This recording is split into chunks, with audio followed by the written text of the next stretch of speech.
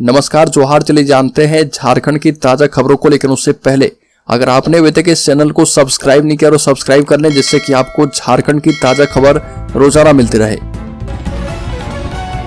तो सबसे पहली खबर की बात करें तो झारखंड दौरे पर है पीएम मोदी।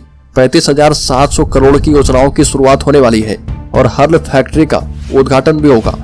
प्रधानमंत्री मोदी झारखंड दौरे पर हैं और इसको लेकर मुख्यमंत्री चंपई सोरेन पहले ही धनबाद पहुंच चुके हैं और पीएम मोदी धनबाद में लगभग 3.5 घंटे तक रुकने वाले हैं। झारखंड की कई योजनाओं की शुरुआत हो रही है और प्रधानमंत्री जिस कारखाने के उद्घाटन करने के लिए आ रहे उसकी शुरुआत 2 मार्च 1951 को हुई थी और पुरानी तकनीक की वजह से कारखाना 31 दिसंबर 2002 को बंद हो गया था। बता दें कि पीएम मोदी झारखंड दौरे के बाद पश्चिम बंगाल की ओर रवाना होंगे। अगली खबर, चाईबासा में सुरक्षा बलों ने 5 किलो का आईडी डिफ्यूज किया। 2 नक्सल कैंप, 7 बंकर भी नष्ट किए हैं। नक्सल विरोधी अभियान में चल रहा सर्च ऑपरेशन।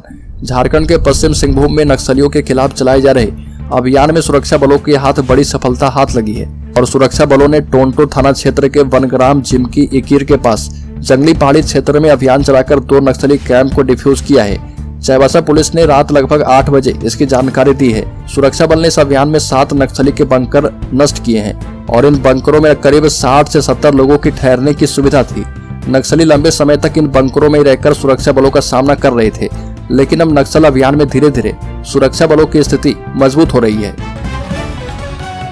बड़ी खबर, राष्ट्रपति महोदय ने कहा कि युवा हमारे देश का सबसे बड़ा संसाधन और सबसे बड़ी पूंजी है। राष्ट्रपति ने कहा कि भारत दुनिया के सबसे युवा देशों में से एक है और झारखंड दौरे पर पहुंची राष्ट्रपति महोदय ने कहा कि हमारी 55% से अधिक आबादी 25 वर्ष से कम उम्र की है। भारत की अर्थव्यवस्था आज विश्व में 5वें स्थान पर है और 2030 तक हम तीसरी सबसे बड़ी अर्थव्यवस्था बनने वाले हैं और हमने भारत को 2047 तक एक विकसित राष्ट्र बनाने का लक्ष्य रखा है। अगली खबर, राज्य के पूर्व मुख्यमंत्री हेमंत सोरेन की पत्नी कल्पना सोरेन ने एक बार फिर से कहा कि हेमंत सोरेन ने हमेशा संघर्ष से लड़ना सीखा, कभी उसके सामने झुके नहीं। कल्पना सोरेन ने पूर्व मुख्यमंत्री हेमंत सोरेन के ट्विटर अकाउंट पर लिखा कि कोरोना के समय सभी और भय का माहौल था और लॉकडाउन का फैसला किया गया तो जिम्मेदारी संभालते हुए हेमंत सोरेन को 2 महीने हुए थे और लोगों की फिक्र थी और अन्य राज्य में रह रहे झारखंडियों तक मदद पहुंचाने की जिम्मेदारी थी और वो हर रोज सुबह से देर रात तक अधिकारी से जानकारी लेते थे। सुबह 4 बजे तक जरूरी फाइल निपटाकर फिर से अधिकारी से जानकारी लेते थे कि किन लोगों को मदद करनी है। अगली खबर, झारखंड सीईटी 2024 का नोटिफिकेशन किया गया जारी। 1 मार्च से रजिस्ट्रेशन शुरू। बता दें कि Jharkhand combined entrance competitive examination board 1 मार्च से Jharkhand combined entrance competitive examination 2024 के लिए रजिस्ट्रेशन प्रक्रिया शुरू करेगा और इच्छुक और योग्य उम्मीदवार इस एंट्रेंस एग्जाम के लिए ऑनलाइन आवेदन कर पाएंगे। परीक्षा के लिए आवेदन करने की आखिरी तारीख 1 अप्रैल 2024 है। ऑफिशियल नोटिस के मुताबिक परीक्षा 28 अप्रैल को रांची और दुमका मुख्यालय में आयोजित करवाई जाएगा। अगली खबर, झारखंड के लोगों को आज से व्हाट्सएप और मैसेज पर ही मिलेगी बिजली संबंधित सुविधाएं। राज्य भर के बिजली उपभोक्ताओं को 1 मार्च से बिजली संबंधित सुविधाएं व्हाट्सएप और मैसेज के जरिए मिलने लगेगी। 1 मार्च से उपभोक्ताओं के मोबाइल पर वेलकम मैसेज आना शुरू हो जाएगा और शुरुआत में उपभोक्ता बिजली से संबंधित शिकायत कर सकते हैं और बाद में व्हाट्सएप पर बिजली बिल भी प्राप्त कर सकते हैं। गौरतलब है कि लोगों को बिजली बिल समेत अन्य सुविधाएं व्हाट्सएप और मैसेज के जरिए देने के लिए झारखंड बिजली वितरण निगम लिमिटेड ने गपशप टेक्नोलॉजी इंडिया प्राइवेट लिमिटेड के साथ समझौता किया है और यह एक चैटबॉट सॉफ्टवेयर कंपनी है। मध्य प्रदेश एवं अन्य राज्य की बिजली कंपनी के साथ यह काम कर रही है और इस सेवा के तहत उपभोक्ता बिजली का बिल देख सकते हैं। बड़ी खबर, पलामू में नाबालिग से दुष्कर्म के आरोपी को 20 वर्ष का सश्रम कारावास की सजा। पलामू जिला एवं अपर सत्र न्यायाधीश चतुर्थ एवं पॉक्सो केस के स्पेशल जज प्रेमनाथ पांडे की कोर्ट ने नाबालिग से दुष्कर्म के आरोपी को 20 वर्ष सश्रम कारावास की सजा सुनाई है। साथ ही 20,000 अर्थदंड भी लगाया है। अर्थदंड की राशि नहीं देने पर आरोपी को 6 महीने की अतिरिक्त सजा भुगतनी होगी। इस मामले में नाबालिग की मां ने गाँव के आरोपी महेंद्र पासवान के विरुद्ध 5 अप्रैल 2021 को हुसैनाबाद थाने में नामजद प्राथमिकी दर्ज करवाई थी और बताया था कि वह सुबह करीब 9 बजे खेत में गेहूं काटने गई थी और उस वक्त घर में एक 7 साल की और एक 5 साल की 2 बेटियां अकेली थी और अचानक उसकी छोटी बेटी खेत पर रोते हुए आई और बताया कि पड़ोस के महेंद्र पासवान ने दीदी को कमरे में बंद कर दिया है। यह सुनकर वह भागते हुए घर लौटी तो देखा कि बड़ी बेटी रो रही है। पूछने पर बताया कि महेंद्र ने कमरे में घुसकर उसके साथ दुष्कर्म की घटना को अंजाम दिया।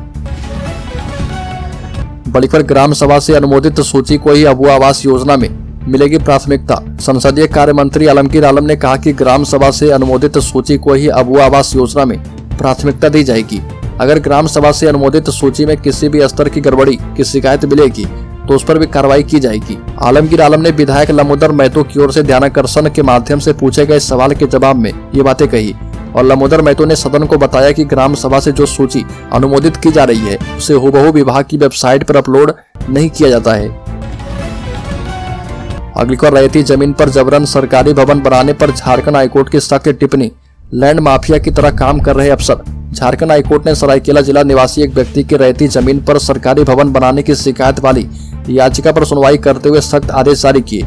कोर्ट ने कड़ी टिप्पणी करते हुए कहा कि सरकार के अफसर लैंड माफिया की तरह काम करते हैं और कोर्ट ने जमीन के बदले मुआवजा भुगतान के साथ साथ जबरन निर्माण करवाने वाले जिम्मेदार अफसर के वेतन या फिर पेंशन से 5 लाख रुपए वसूलकर जमीन के मालिक को भुगतान करने को कहा है। अगली बार दूल्हे की अजीबोगरीब शर्त के कारण टली शादी, बैरंग लौटी बारात।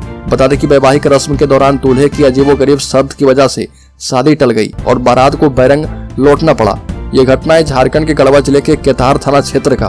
गढ़वा के धुरकी थाना क्षेत्र निवासी अंजनी कुमार की बारात केतार प्रखंड गई थी और बाराती के स्वागत, जयमाला और द्वार पूजा के बाद जब दुल्हन के सिंदूरदान के रस्म का वक्त आया तो दूल्हे ने शर्त रख दी कि वो लाइट बंद करके एकांत में रस्म पूरी करेगा। वर वधू दोनों पक्ष के लोगों ने उसे समझाने की कोशिश की लेकिन वो अपनी शर्त पर अड़ा रहा। अंततः पंचायत बैठी और दोनों पक्षों की सहमति से शादी टल गई और दूल्हा पक्ष को उसी वक्त 5 लाख रुपए दुल्हन पक्ष को देना पड़ा। अगली बार झारखंड कैबिनेट में 40 प्रस्ताव पर लगी मुहर। टाना भगत परिवार को 200 यूनिट फ्री बिजली। बता दें कि मुख्यमंत्री चंपई सोरेन की अध्यक्षता में झारखंड मंत्रालय में कैबिनेट बैठक में 40 प्रस्ताव पर मुहर लगी है और कैबिनेट सचिव अजय कुमार सिंह ने बताया कि रांची में स्थित संबद्धता प्राप्त उप शास्त्री, इंटर और संस्कृत महाविद्यालय के शिक्षक एवं शिक्षक कर्मी को भविष्य निधि उपादान का लाभ देने की स्वीकृति मिल गई है। साथ ही राज्य के टाना भगत को 200 यूनिट फ्री बिजली मिलेगी। अगली बार झारखंड के 10 IAS अफसरों को मिली प्रोन्नति। झारखंड सरकार ने 10 IAS अफसरों को प्रमोशन दिया है।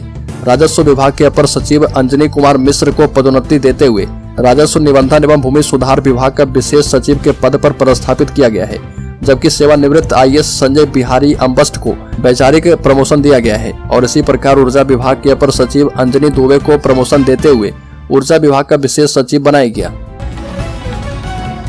अगली खबर, गांधीवादी जीवन शैली जीने वाले झारखंड के टाना भगत समुदाय के परिवारों को प्रतिमाह 200 यूनिट तक बिजली निःशुल्क दी जाएगी और सीएम चंपई सोरेन की अध्यक्षता में हुई कैबिनेट की बैठक में इस फैसले पर मुहर लगी।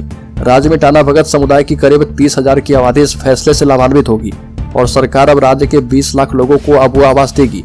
पीएम आवास योजना की तर्ज पर लॉन्च की गई इस योजना के तहत 3 कमरे, रसोई और शौचालय वाले आवास के निर्माण के लिए राज्य सरकार 2 लाख रुपए देती है। अगली बार झारखंड सरकार ने बताया कि प्रारंभिक शिक्षक नियुक्ति की अंतिम काउंसलिंग में प्रार्थी को मिलेगा मौका। झारखंड हाईकोर्ट ने झारखंड में प्रारंभिक शिक्षक नियुक्ति में गैर पारा शिक्षक श्रेणी में आवेदन करने वाले पारा शिक्षकों के लिए अतिरिक्त काउंसलिंग आयोजित करने के मामले में दायर याचिका पर सुनवाई की है और जस्टिस सुजीत नारायण प्रसाद एवं जस्टिस प्रदीप कुमार श्रीवास्तव की खंडपीठ ने इस दौरान राज्य सरकार का पक्ष सुना। जवाब को संतोषजनक पाते हुए खंडपीठ ने उसे रिकॉर्ड पर लिया है एवं राज्य सरकार को अंतिम काउंसलिंग की प्रक्रिया शीघ्र शुरू करने का निर्देश देते हुए मामले को निष्पादित कर दिया है। बड़ी खबर, झारखंड के किसानों के लिए गुड न्यूज। 3 महीने में मिलेगा सुखाड़ राहत का पैसा। सदन में मंत्री का बयान। मुख्यमंत्री सुखाड़ राहत योजना के तहत राज्य के किसानों को मिलने वाले राहत के पैसे का भुगतान 3 महीने के भीतर कर दिया जाएगा। नीलकंठ सिंह मुंडा के सवाल के जवाब में कृषि मंत्री बादल पत्रलेख ने ये जानकारी दी है। विधायक नीलकंठ सिंह मुंडा ने सुखाड़ पर सवाल पूछा था। सुखाड़ ग्रसित सभी प्रखंडों में मुख्यमंत्री सुखाड़ राहत योजना का क्रियान्वयन किया गया है। अगली खबर, गीता कोड़ा के बीजेपी ज्वाइन करने पर कांग्रेस के प्रदेश प्रभारी ने कहा कि फर्क तो पड़ता है। झारखंड में कांग्रेस की एकमात्र लोकसभा सांसद गीता कोड़ा ने बीजेपी का दामन थाम लिया। गीता पूर्व मुख्यमंत्री मधु कोड़ा की पत्नी है और सिंहभूम सीट का प्रतिनिधित्व करती है। मधु कोड़ा के बीजेपी में जाने पर कांग्रेस के प्रदेश प्रभारी गुलाम अहमद मीर ने कहा कि उन्हें पहले से ही इसका अनुमान था कि ऐसा कुछ होने वाला है। गुलाम अहमद मीर रांची पहुंचे थे और उन्होंने कांग्रेस के विधायक दल के साथ बैठक की। बैठक में लोकसभा चुनाव की तैयारी को लेकर चर्चा की गई और गुलाम अहमद मीर ने कहा कि इस तरह के लोग अगर गए हैं तो निश्चित तौर पर कांग्रेस को नुकसान तो होता ही है, लेकिन हमको इसका अनुमान पहले से था। बड़ी पर विधवा महिला को पुनर्विवाह करने पर राज्य सरकार अब देगी 2 लाख रुपए प्रोत्साहन राशि। बता दें कि महिला बाल विकास एवं सामाजिक सुरक्षा विभाग झारखंड सरकार के द्वारा विधवा महिलाओं को सामाजिक सुरक्षा, कल्याण, सामाजिक उत्थान एवं आत्मनिर्भर बनाने के लिए राज्य विधवा पुनर्विवाह प्रोत्साहन योजना चलाई जा रहा है। और इस योजना के क्रियान्वयन के लिए राज्य सरकार ने चालू वित्तीय वर्ष में 1 करोड़ रुपए राज्यांश राशि के व्यय की स्वीकृति प्रदान कर दी है।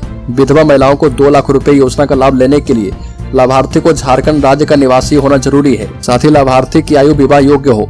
आयु गणना विवाह की तिथि निर्धारित करेगी और लाभार्थी का पति केंद्र सरकार, राज्य सरकार, केंद्रीय सार्वजनिक क्षेत्र के उपक्रम, राज्य सार्वजनिक क्षेत्र के उपक्रम में अस्थायी रूप से नियोजित एवं सेवानिवृत्त नहीं हो।